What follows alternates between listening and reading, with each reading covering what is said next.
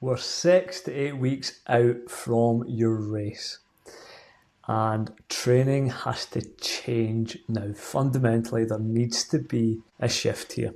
And I often reckon it's the most misunderstood phase, where athletes are fit already from a winter of doing all the right things which we've told you to do in this podcast. But this is the part that either makes or breaks based on what you do. And today we're going to have a little bit of a chat as to how we shift that process on. But before we do, it's been a little bit of a while since we've done the last of these podcasts. We've been a little bit busy. What have we been up to, Phil? I've not been in the country in general, so I seem to bypass the back end of winter. Actually, I seem to take winter with me on the first trip to Mallorca, and had snow and 80-mile-an-hour gales while I was there for a couple of days. I think Europe's struggled with some weather. I was away on a non-TTT training camp, actually, to start with, getting some training in myself with the bike team I race with, and then on my own. And then I flew home for a few days over Easter, and we've just got back from the first camp that we ran in Calp, in just near Alicante in Spain. And it's become quite a talked about place, probably because Tadej Pogacar's training there. I did actually see Remco Evenepoel, Olympic road race champion, while I was out there training. Obviously, said hello to him as I passed him on the road.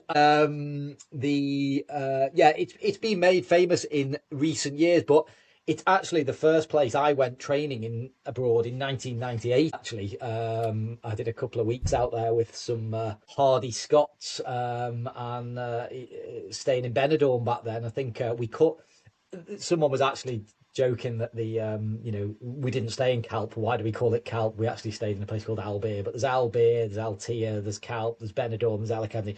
I think the area's just called Calp now. I think if you called it Benidorm, it'd give everyone the wrong impression, wouldn't it? So it's actually a lovely area. The facility we used at Albert Gardens was amazing. They'd built a new pool there. They're in the middle of building a new track. The food was very good. It was great. The athletes really enjoyed it. We did 9 days, a bit of crossover between sort of two groups doing 7 days each. The terrain is hard. I don't think it's for everyone. Or I think I climbed. I think I rode the first 5 days. I climbed 10,500 meters. So in the first 5 days of the camp. So it's fairly meaty riding. There's no flat, basically. So yeah, been very good. We ran this camp a little different to normal as well. We did what we'd call a slightly higher level camp, really, with maybe a different focus on the training, and a different type of education. I think one of the things we've started to realise is, you want the right athletes being delivered to in the right way for them on camp, and starting to have more and more camps each year. I think that was our 5th week on camp. I think you did the first one back in January, and that was the 4th one. We got one more to go in Mallorca. Shameless plug, there's a couple of spaces left on that one if anyone wants to jump on.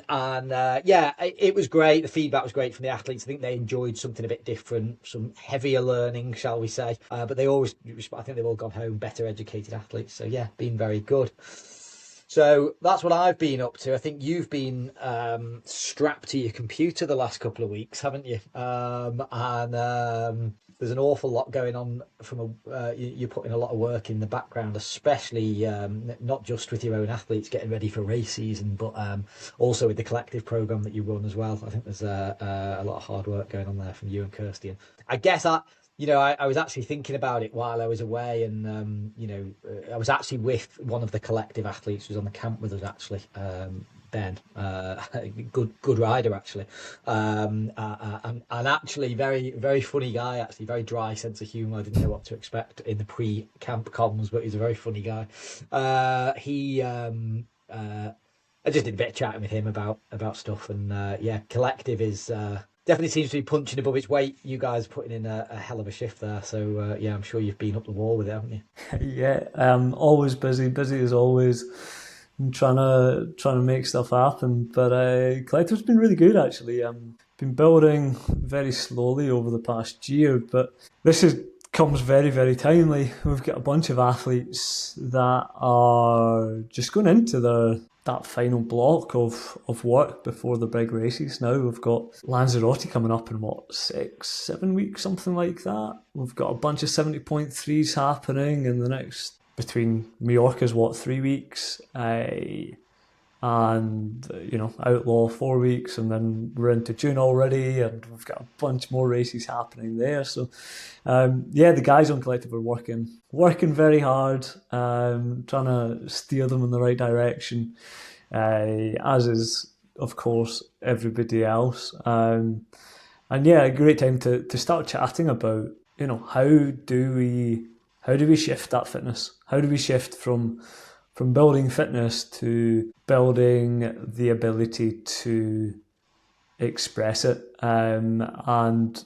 for me, generally, that starts to become a conversation about 8 to 10 weeks before the race. Up until then, it's about trying to develop the physiology, and then it starts to shift towards, well, the physiology is roughly in the right place. Where do we need to tweak it to? We've got still a little bit of time. And what do we need to get you really, really good at so that you stand on that start line feeling confident, number one, but also ready and capable to achieve what you want to achieve. Would you agree with that? Yeah, absolutely. I like your phrase, expressing your fitness. I think it's very easy to keep hammering away and never be able to truly show how fit you are. So we'll probably come on to that as a real common error. I guess like another way to phrase it is, we're always in the general phase until you're not, and you're in the specific phase. You spend more of your year in the general phase, i.e. building fitness, and then you have to get specific. So I'll just play a bit of devil's advocate to your nicely scripted podcast here, Grant. I guess I always say to athletes, the first race of the year is the first race of the year. Especially those who've got big goals later in the year, you've got to get going. You've got to see where you're at. So, and I know from a coaching perspective, May is an incredibly busy month because we've had a winter and everyone wants to get racing, so they all race in May. So there's like nearly every athlete's doing a race in May. And because it's coming out of the winter, they want to show how fit they are. They want to see where they're at. I certainly want to see where they're at. And I guess where I'm going with this, when do we always get race specific for every race? And I'll give you an example. An athlete with 3 to 4 70.3 spread from May to October. If we're always 70.3 specific, then do we risk not building the fitness? And this comes down to simple A, B, and C race planning, doesn't it?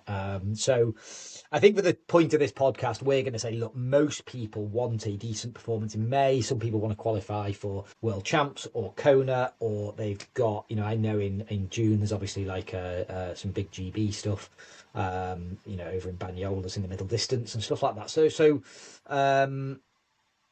just, do you, I guess as a coach, do you always get tempted into, going specific for this sort of like first big goal of the year, or do we keep building the fitness through the race for others with goals further down the line? I think it always depends, and I think there's probably another podcast here of what to do mid-season when maybe you've got 2 big goals in the year, which I quite like for a lot of people, kind of having a early season goal and then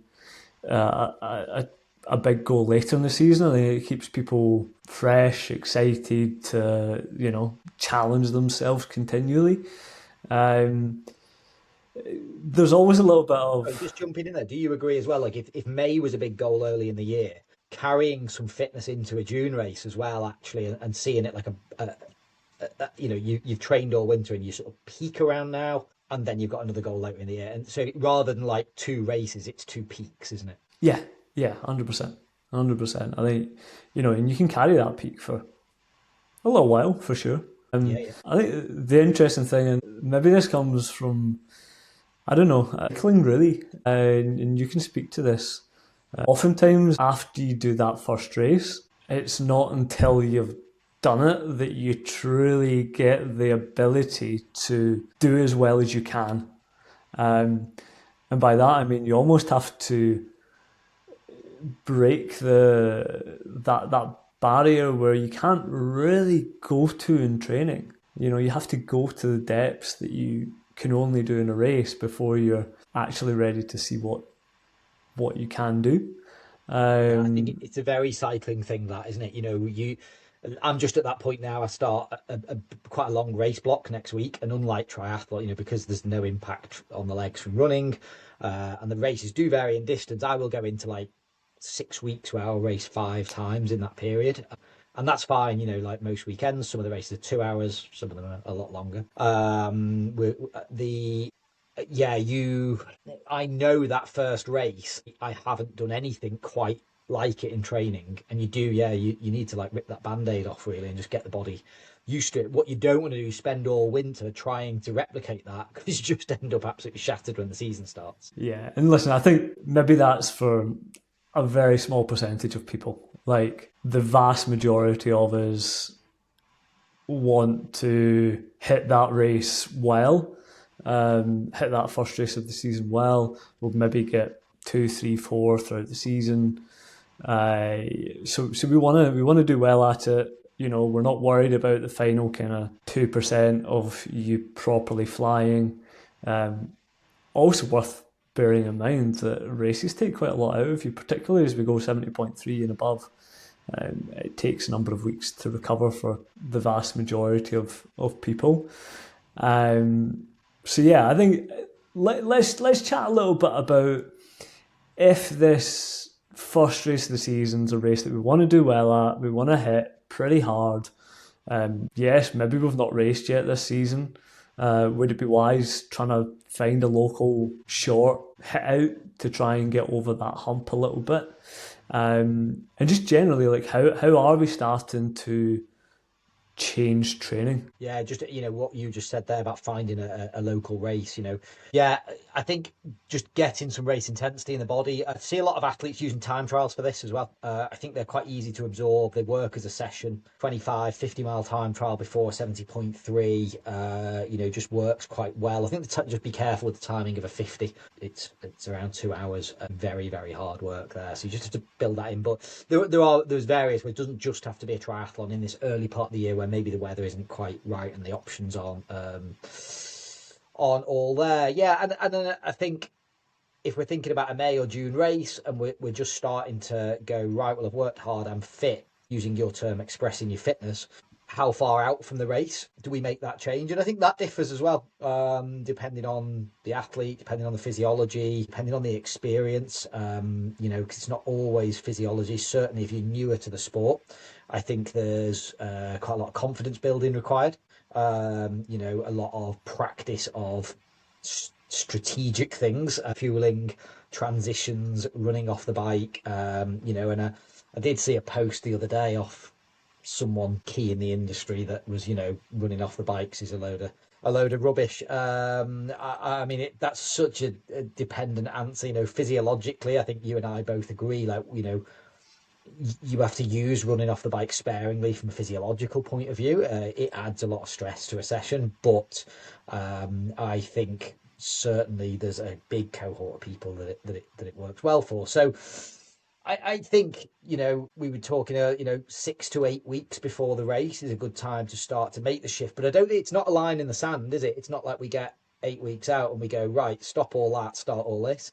There's a transition into it. And what you've got to be careful with athletes, and this is what I mean about physiology, depending on the physiology of the athlete, let's take like, someone with a higher percentage of fast twitch muscle fibers, a little bit anaerobic, maybe not super experienced in the sport. I think the tendency is to go, I really need to just practice holding this sustainable pace for my, let's say, 70.3, which if you're newer to the sport, a bit anaerobic, this is probably 85% of your threshold. I'm being broad with numbers here. When someone's doing an awful lot, if we only train like that, we're probably missing for that athlete, utilizing their larger capacity of fast twitch fibers, within the session. So there's different session types in order to keep that athlete fit. And I do try to keep people fit all the way to the race. So, rather than going, we're just in a race prep phase, it's all about just going after race pace sessions.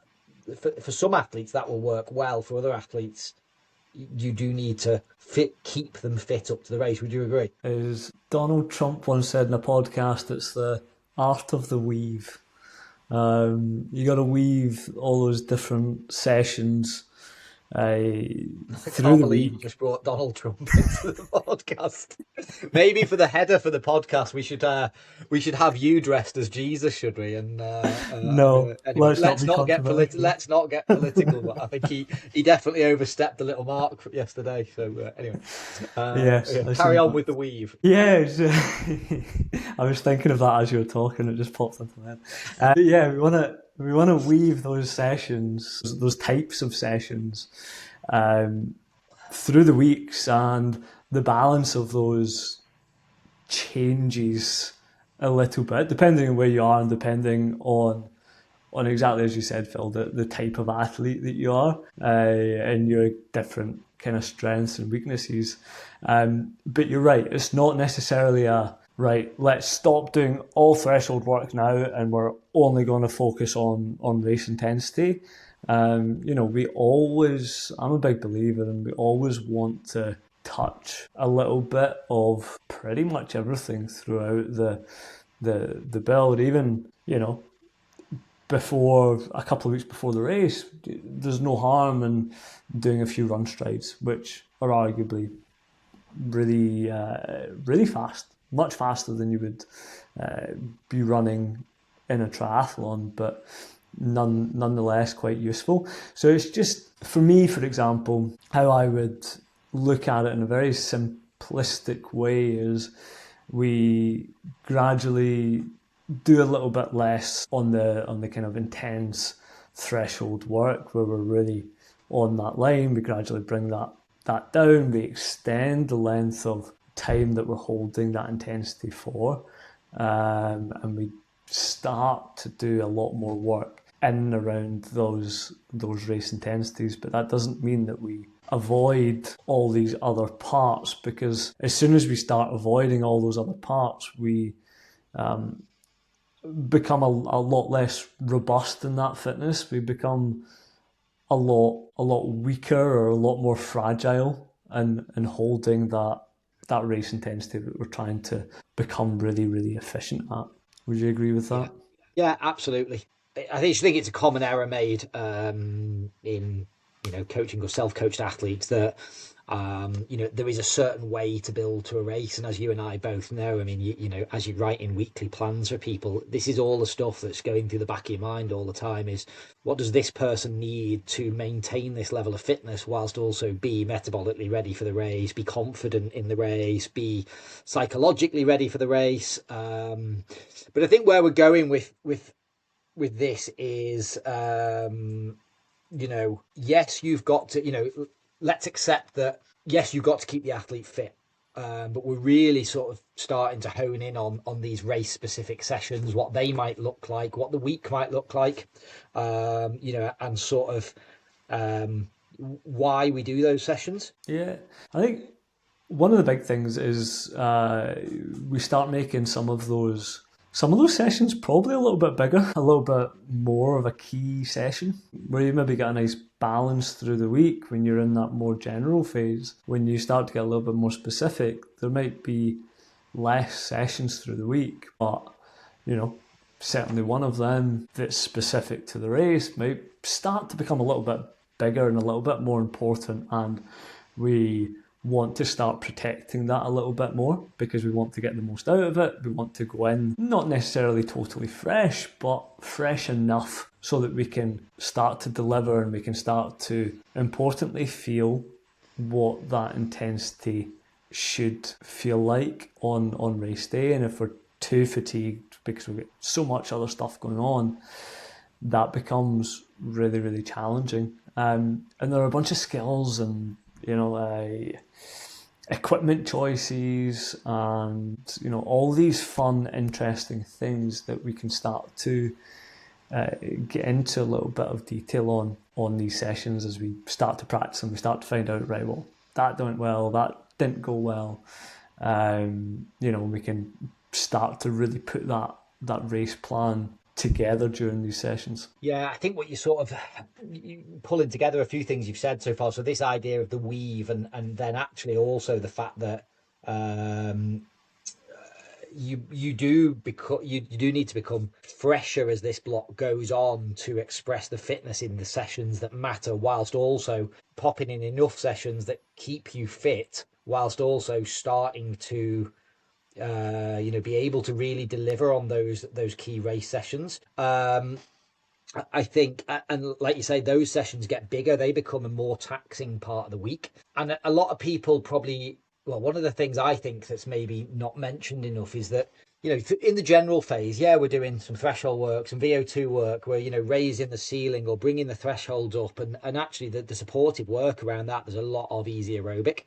I also, so of course, the amount of intense sessions probably, you wouldn't do as much VO2 work. You might do your threshold work more from below than above. This reduces the intensity a bit. It's a bit more race specific, depending on the distance you're doing. I think we're defaulting a bit to 70.3 here. Probably just out of number of listeners that would listen, but you could take that, race specific to race specifics. I also think that, I'm very much heading into race season now.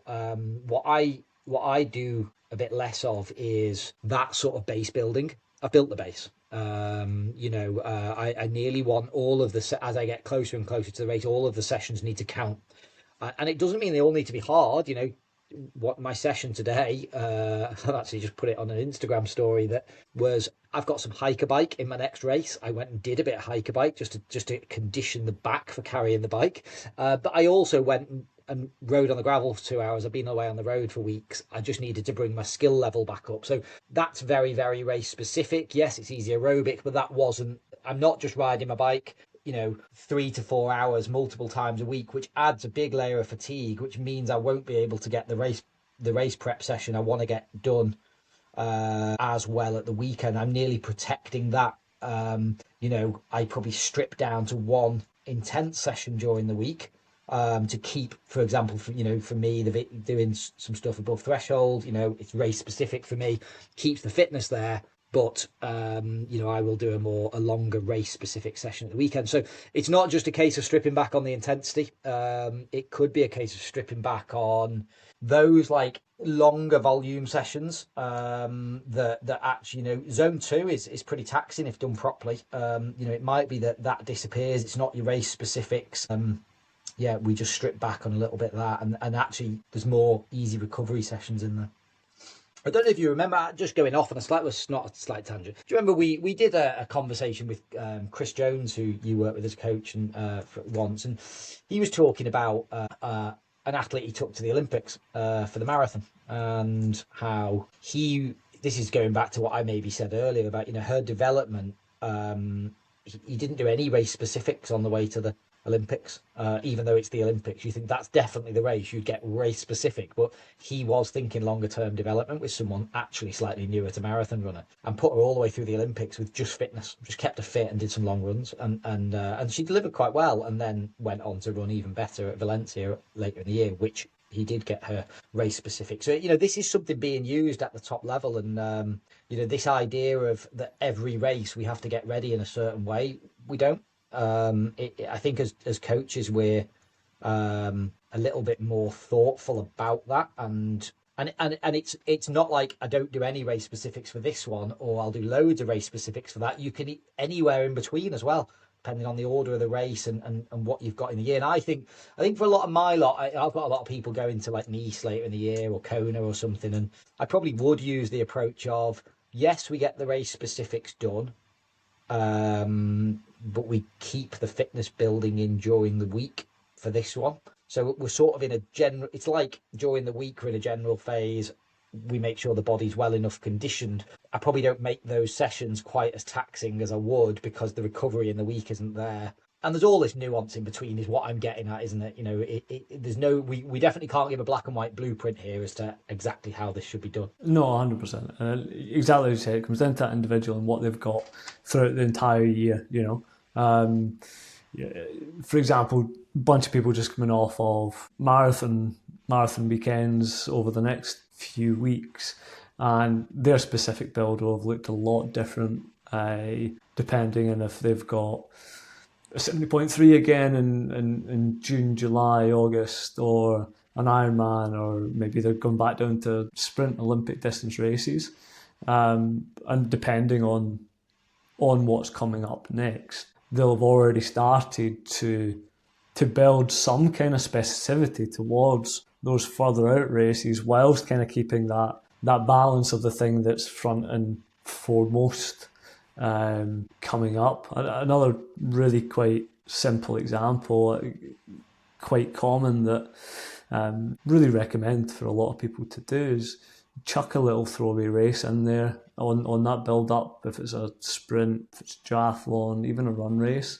And you might do even just a little bit of specifics for that race.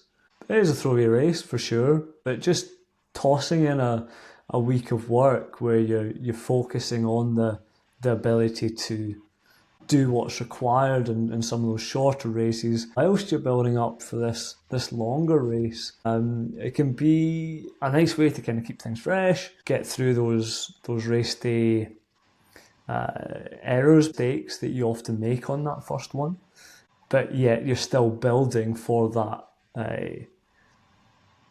race that you want to do really well at. And I guess that's just to say that we don't have to be super rigid with it. We can be a little bit flexible. There's multiple ways to get you ready to race. And oftentimes if we're 90-95% perfect, then we've done a really, really good job. And then it's up to you to go and do the thing relatively in good shape. Very, very rarely. One of the things that comes up in the Olympics, the conversation in the Olympics all the time, that those that try and be a little bit too perfect for this big, massive A race, they try and go all in, they try and up their training, they start to be super specific perhaps. Those are the ones that crumble. The ones that often do well are the ones that get their 95%. They're a little bit undercooked.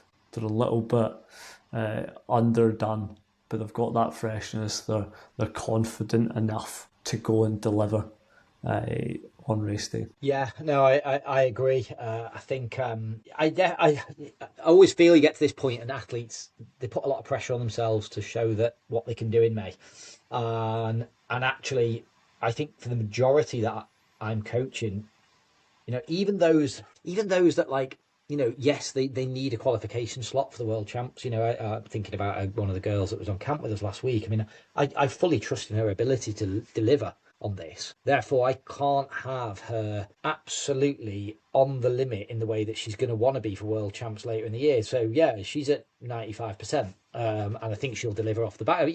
Of course, you have other athletes who you probably need to put them in at 100% to make sure. But you are better off, especially in the early season races, I think, having not just something physically left in the tank, something mentally left in the tank as well. It's it's a long year to maximise. So yeah, so just talking a little bit about sort of race specific intensity. What are we getting from training at our race specific intensity? Bear in mind that if you look at the intensity of a sprint distance, the intensity of an Ironman, these are two totally different intensities that actually, in terms of your fitness, will do two different things. But what are we getting for your race out of training at that intensity? I think, put really simply, we become efficient at it. We become good at the thing that we're doing. I think the key part to all of this is that we've done the right work to get there. So the physiology is in the right place, so that when we apply the specifics, it's doing the right thing. If we start training at race-specific intensity, then we are becoming more efficient, right? We're not becoming less efficient. Maybe more anaerobic, for example, because we've not done the right things in the lead up. I think it's really important to understand that when we train specifics, we don't necessarily need to worry about exactly what's happening physiologically. The body takes care of it at that point. Okay, we just need to get good at doing the thing. We need to become more ready to do the thing. Your body will find a way to adapt to let you do the thing that we're trying to do, and we just need to spend time there to allow the body to recognize what we're trying to ask of it. Um, and oftentimes, if we do that, then we do adapt, we do become more efficient, and that pace starts to feel a little bit more achievable, feel a little bit more comfortable, regardless if that's sprint or Ironman pace. Yeah. So what you're sort of saying is that there comes a point as a coach, you go, right, I've got the athlete as fit as I can for this race. I really, to express that fitness, I need them to be efficient at race pace, no matter what. Now, like if this race matters to them and they want to deliver on the day, we've built the fitness to here, and now the main focus of the block is to become efficient at what, if you do enough of anything, you get good at it. Is, like, so do enough of Ironman pace, you'll get as good as you can get at that pace based off where you came into it from a fitness point of view. So just throw a little, I think this is just good for those that need probably to hear this. Um, let's say you're not as fit as you wanted to be right now, and you've had illness or injury, and you're not a professional athlete who can go, I'm not going to Texas this weekend, I've been ill, which I've seen quite a few of them pull out. I'm going to reschedule to a race in the future, which is, that's how a professional has to be. There's no point in them paying for the travel to get there and underperform. For age groupers who've had to commit to races, they want to race. So, but then they get this anxiety of, I'm not fit enough, but I need to be race ready. And if I'm doing a 70.3, is that type of training getting me? And I guess, how do you handle this situation? Is it about looking at what the rest of the year looks like? I mean, I've certainly got one of these situations that's sort of happened in the last week or two where someone's been off training for 2 weeks. It's going to impact the race in a few weeks. What do we do? Do we try and get them healthy and just get into the race with some race specifics and trust the work done? Do we try and rebuild a little bit of fitness and then the race is just a training day? What do we do? It's a really good question, actually, and whenever it kind of comes up, because it always comes up, there's always one person that life happens to. I always think it's worthwhile just going back and giving a little bit of perspective, and going back to the reason why you've entered the race, why are you doing it, and it's simplest terms. In most circumstances, it's because there's a challenge there, for whatever reason. And if we can flip the challenge, to start with, that challenge might have been doing a 70.3 in X amount of hours, or whatever that is, finish in a certain position, qualify for X. It is a challenge. So if we can maybe shift the perspective of that challenge, if it needs to be shifted, I think that's kind of point one. I think point two, and what to do with training, again, is very, very varied, depending on what's happened. I think if, let's just say life's been busy and something's happened, which means that you've missed a couple of weeks of training, then doing a little bit of intensity, trying to build that fitness up quite quickly, and then doing a shorter period of kind of race specifics probably isn't a bad idea.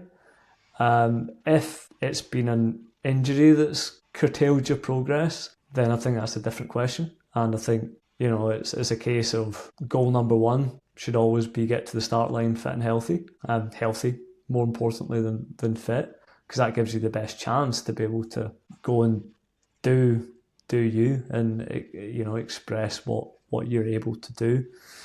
And so I think it needs a little bit more care and a little bit more just being a little bit more content with whatever you manage to build in that short period. I still think there can be a little bit of a blend of work in there, but perhaps a little bit less intense, just to make sure that you are there fit and healthy. Yeah, What I would think you do? you nailed it there with just perspective. No, it's about over the long course of a career, you will have these issues, and it's, just even maybe trying to get something different out of the race. Let's say you've had an injury that's prevented you running, but you're now okay, and you sort of know I've missed a load of running. I'm not going, there's still things you can get out of that race, and actually if you've missed a load of running, you've probably swam and biked more. You just have to probably go into the race with a swim bike performance and see the run through the best you can and be okay with that and just understand the outcome. And move forward from it, and you've probably become a better swim biker, and the running will come back over time. So, rather than thinking you can't complete the event based off that. So, yeah, What do yeah. you think some of those? We spoke a little bit earlier about, we've got the fitness that we want to build, but we've also got a bunch of other stuff in this period which we need to learn, which we need to get better at. Stuff that's outside of fitness. It's some technical skills, as you mentioned, Phil. You were walking up a hill with a bike for some reason. What are some of those things for triathlon? Yeah, look, I think it absolutely it's part of the build that we're in, isn't it? It's not just about being physically ready to race. It's about all of the skills involved. Race start, in the swim. I think that's one of the things most people get so nervous about. I know that's what I used to go to bed the night before a race thinking about, nothing else. Like I knew once it's 300 meters into the race, it all settles and the day works out and you've got what you've got. But am I going to make the pack? Am I going to be lined up right? I was never good at the race start. That was always a weakness. I sort of, if I could make the pack in the second half of the swim, I could always swim with them. My problem was I couldn't make the pack, and had I trained that, and when I really, that was actually something. One of my last races was Turkey 70.3, really flat race, loads of drafting goes on there. I wanted to be out front. I wanted to be with just a few guys off the front, and I worked on my swim so hard, and I made the front pack. I remember sitting on the back, about 17 of us in the front pack, and I remember like hanging on the back of it, especially around the Aussie exit, and I made it. Actually, as it turned, had that been a strong pace line out the front, would have worked out brilliantly. As it turns out, in 17 people, there was three guys that could actually ride pretty well. Four, sorry, there was one could ride so well he rode a 159 bike split, and I mean ridiculous. And there was three others.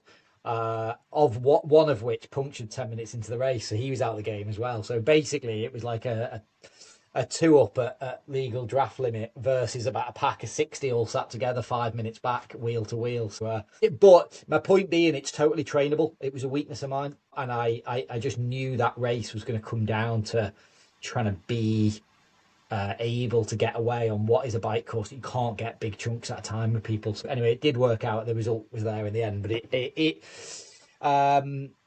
I actually use, I use a horrible swim set for athletes. This is just anecdotal stuff. It was actually someone Chris and I worked with years and years ago, a Kiwi guy, and he gave us this swim set, and it was like 2,000 meters worth of horrendous VO2 to straight into threshold and back to VO2 and straight to threshold and back to on paper you're like, this is terrible. And it was a mix of 150 VO2, 100 threshold, 100 VO2, 100 threshold. It's like nothing below, like, it was so intense. And I can't remember, I think Chris must have messaged him and said, just explain the workout. You've missed the rest intervals. What are the rest intervals between the efforts? And he went, you don't get a rest in a race, do you? And I mean, I remember the first time I tried this session, like, I mean, I was literally drowning at about 1,000. I hadn't, like, you're so hypoxic. Anyway, obviously I was probably overcooking it a bit, but the general print, what I do with athletes now, I don't use that session, but I use the idea that you make the swim so hard at the start, in training, that race day is going to feel like a breeze. Actually do something really disgusting in the pool.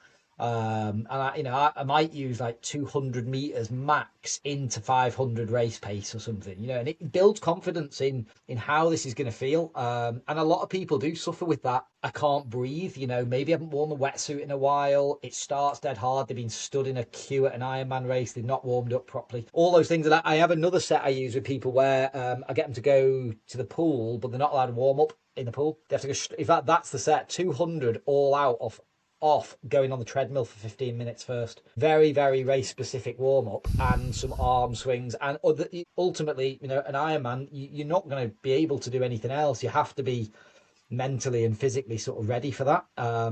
It's not pleasant. But if you try and make those things normal for people, and specifics like 90, if you're Olympic distance 70.3 racer, even do the swim at race pace and just normalize that.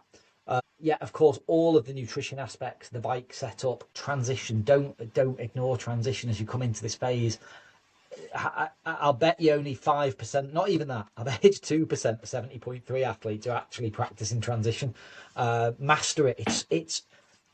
I think you said somewhere too, like 2 to 3 minutes in a sprint distance is a huge chunk of time. 2 to 3 minutes in a 70.3 is a huge 2 to 3 minutes in an Ironman. People are going the wind tunnel to find these kind of gains, and they're giving it away in transition. It's crazy. It's a really good point, that. I think, and as a coach, you always get it when you start to talk about transitions, and the athlete's first response is, I don't need to worry about that. I'm not trying to win the race. I'm not trying to do whatever so I can take 10, 15 minutes in transition to sit down and have a cup of tea. And in my eyes, yes, came from a performance world, in my eyes, it's a complete wrong way to look at it. If we can become efficient at it, then we don't get to transition and then start panicking about my bag, right? What do I need? Do I need to put my sun cream on? Do I need to put my hat on? Do I need to, what am I going to eat in transition? You prepared your picnic in transition because you think it's going to be this lovely break. But actually, if we can make it more efficient, then the mental brain power becomes a lot less. We can get through it a lot faster, and then, just get on with the rest of the race. Sometimes, especially if it's a long, hard race, there's nothing worse than having a break in it. It makes getting going so much harder. Circling back to what you were saying about your race specific sessions that you used to do, one of the things that we used to do a lot of kind of coming up to race time is a lot of swimming in groups. A lot of swimming with people around you, hard swimming with people around you. Fortunate enough we could take the lane ropes out and put some boys in the pool and train it that way. And one of the sets I always remember, we would go often 3 or 4 times through a set distance in the water. We would do a start, we would swim hard for a period of time, round the boys. We maybe set some different targets, maybe it'd be handicapped, maybe there was something going on to make it interesting, and then we'd be straight out the pool and onto our turbos and riding super hard at the start, which is horrible. But in a sprint Olympic distance race, it's such a key part. It's where it often is. You maybe don't win it, but you can certainly lose it during that period. So yeah, just going through those very specific sessions, but also those skills of not wasting a little bit of time here and there. Some of these sessions that you do in this phase are some of the most fun sessions you'll do all year, and even to the point of, I think you get to this point of the year, it's been a long winter, people have been training a long time, they're getting, they might be 6 weeks out from a race. One thing that just dead simply, we talked about bricks earlier, getting people doing a brick for no other reason than on a Saturday after. I just always have fond memories of Saturday afternoon, the sun's out, been out on my time trial bike for a couple of hours, I've done some kind of session, I get home, I run off the bike, 30 minutes worth of work, and I get home and I feel like a triathlete. It's that simple, and it's a nice. I always remember. I'd always have a cold can of Coke ready to celebrate after, or an ice cream, and I just sit in the garden, soaked in sweat, and and I actually do it. I use that session with people when they're a bit demotivated. I think it works. I've pulled people round quite a few times with just, what you need? You need to feel like a triathlete. It's been a long time since you've raced, and we'll do a race specific session. And, it might physiologically not make sense that what I give them, but it brings them back round, and, you can afford those moments. You're absolutely spot on. And, when it comes to races, physiology, yes, it's a big part of it, but it's not the only part. And this is a really important part to get your psychology in the right place as well. Massive! It's massive, isn't it? Yeah. Confidence is huge. You need to be confident. Even if you fake the confidence going into a race, it's much better than not being confident. And often this phase is about giving you those wins.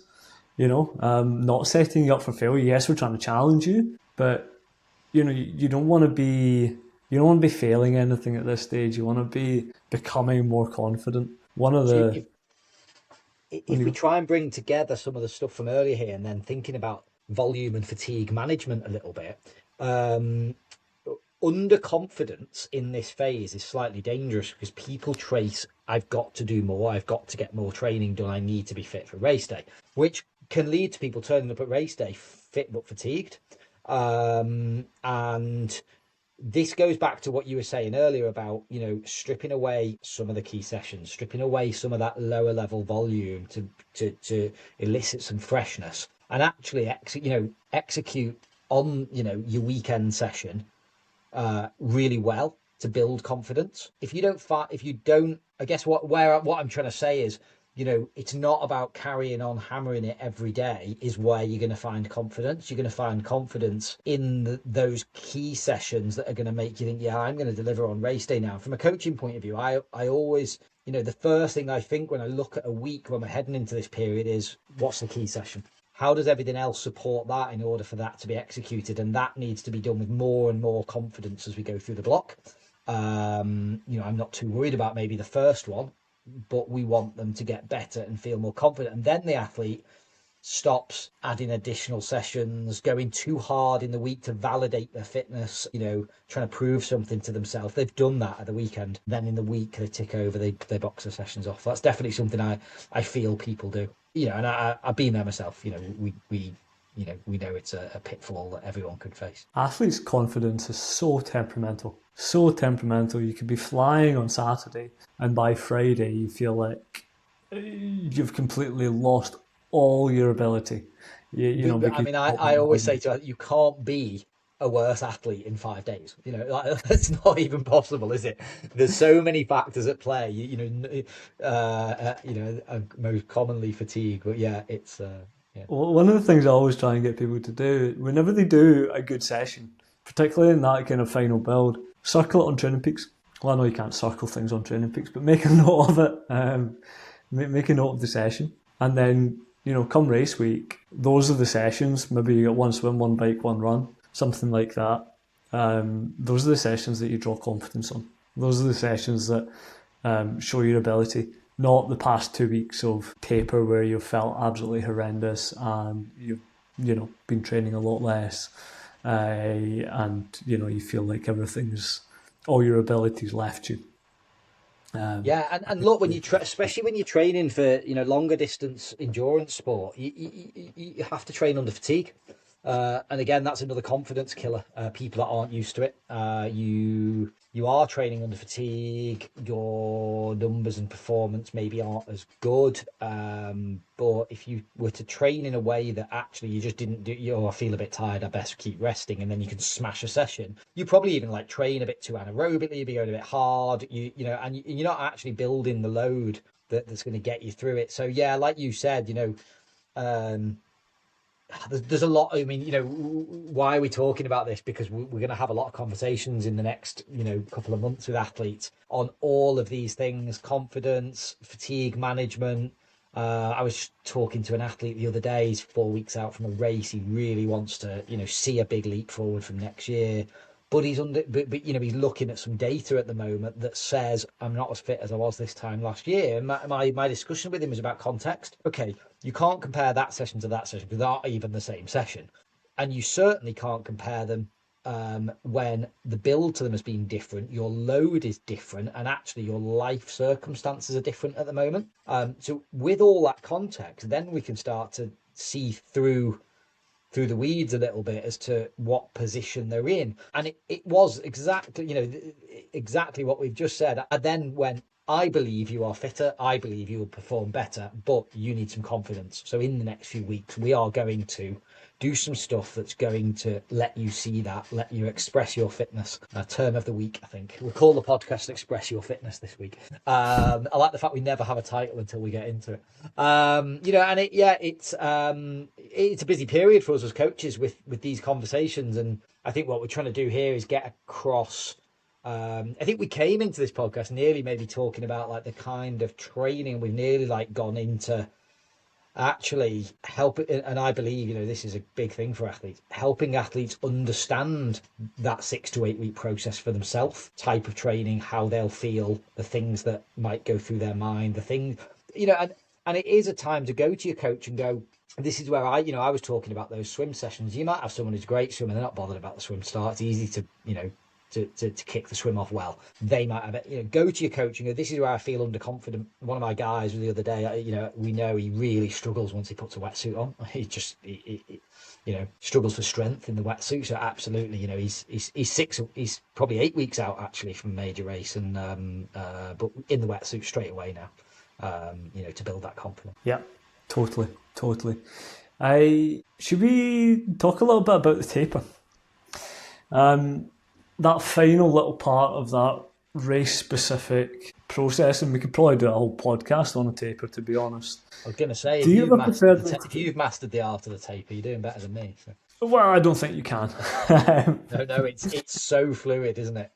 Yeah. It's so individual, and it changes from race to race. I do have one method that I quite like to use for most people, because I think it's a safe way to taper. Yeah. But some people like doing something completely different. I think what you're going to say, I think we both use this method. We'll share it and we'll see then. But it's very much trying to shed that fatigue early, taking a couple of days completely off rest, and doing it early enough. Let's say for an Ironman race, I would do that as far as like 3 weeks out. And then it's an easy period of, some aerobic volume before gradually ramping back up to race intensity. And a little bit of volume as well, not being scared with that little bit of volume. But the key part of it is shifting the fatigue early. I think sometimes when you start high and just gradually drop to race day, you run the risk of mistiming it. And with such individuality, I think it's often quite common that you mistime it. And everybody knows those taper feelings where you just feel horrendous as soon as you take the foot off the gas. Your muscles become, the tonality of them just completely decreases. You don't feel as stiff, you don't feel as springy in sessions, you start getting a little cold, you start feeling sleepy, lethargic. And if we can, trying to get through that phase as early as possible, I think is really important. And that's primarily why I often use that method for the majority of athletes. Yeah, a couple of total rest days, a couple of weeks out from the race. Just get rid of that feeling. I think it works well. If you especially if you've got people that really put a shift in on the way to getting ready. But the taper is a really individual and fluid thing. And actually, that I think it's one of the things I really try to educate athletes around. Like as they grow as an athlete, they need to start to understand how they feel and how to respond to that, and actually how to adjust sessions on the fly. Of course, we need to do that all the time, but in the taper, I think especially, is it a little bit of sharpness I need? Is it some more rest that I need? Do I need to, double down on sleep, hydration, all the obvious things? But it is different for each person. But I also find it's different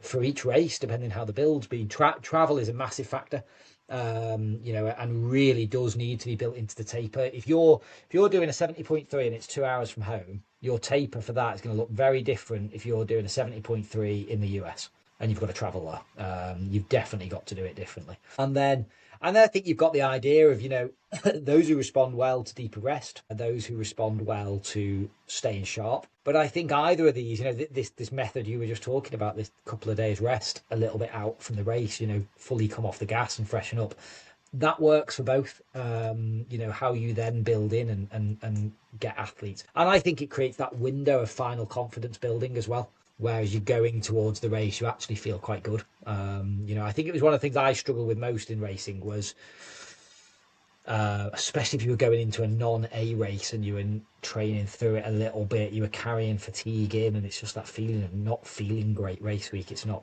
the I don't think it. I think come race day, you're either fit or you're not to a degree. If you want your absolute optimal performance, also as well, doing too little. The detraining effect, especially if you maybe doing an Ironman or something and you start to taper 3 weeks out, I think you probably agree with me, last long run, 3 weeks out, generally just because that's the really energy sapping one, bit more muscle recovery needed. I think some people do it 2 weeks out. I think 3 weeks out is good. Your body doesn't forget in 3 weeks. Yeah, and then the other thing I do tend to do is I tend to have people keep their normal swim volume, or a little less maybe, but quite close. Swimming, I think, is unless you do something crazy in the pool, I think it's relatively quick to recover from. You stay normal, it makes your body feel better. I mean, on camp last week, why do you swim in the afternoon after you've just done a big bike session? Well, we do some technique work, we do some easy swimming, and guess what? Everyone goes, "Oh, dude, I felt awful getting in. I feel much better getting out." That's it's got to be a positive in a taper, hasn't it? That each day you get to feel a bit better. I don't And know. What swimming, do you? on you go, sir. I was just going to say, what else, do you use during the taper with athletes? I think swimming's so technical that it's worthwhile kind of keeping that in. As you say, you recover from it super quick. The only thing that I would add there is maybe a couple of things. Even with the perfect taper, we're talking to add at most 5% to your performance. On average, I think it's like 2%. So it's not a lot. For the vast majority of people, they probably don't care if they're 2% better on race day. And that's not to say don't taper, it's just to say that whether you get it right or wrong, it's not really going to make a difference, or a huge difference. It's not going to completely ruin your race in the majority of circumstances. And then the second thing, when we're talking about that feeling kind of coming up to a race, and something that one of my old coaches used to say to me, and take this with a pinch of salt, please, but he used to say, nobody gives a shit how you feel.